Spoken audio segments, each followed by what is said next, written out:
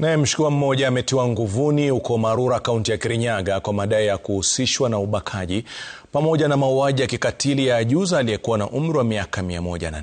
Naam, inadaiwa mshukiwa huyo pamoja na washukiwa wengine ambao wangali wanatafutwa walimvamia Lydia Wangeci Gikunju nyumbani kwake na kisha wakamkata kwa panga, kumbaka kisha kumuua. Na watoto wa ajuza huyo wametamaushwa na tukio hilo, wakisema hiyo si mara ya kwanza kwa washukiwa kujaribu kumuua mama huyo. Kisa hicho kimewavunja moyo wakazi wa kijiji hicho cha Marura, wodi ya Kangai, ambao sasa wanataka idara ya polisi na DCI kukaza kamba ili kuwakamata washukiwa wengine. Na polisi wanaarifu kuwa mshukiwa aliyekamatwa alitambulika baada ya kupatikana kuku mmoja aliyeibwa nyumbani kwa ajuza huyo wakati wa unyama huo. Mwili wa Lydia sasa unahifadhiwa makafani ya Kibugi huko Kutus ukisubiri uchunguzi wa maiti.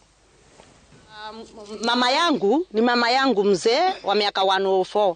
Sasa huyo nikapata amekatwa shingo na mguu mmoja ako chini, sijui kama ni amelipiwa na akakatwa shingo na ameshakufa. Serikali ishikilie hii mambo na hii haki itendeka, kwa sababu ya huu mzee ni mzee sana. 104 ni miaka mingi sana. Niliangalia nikaona kwa singo kuna damu. Nikaenda nikamkuta hana nguo.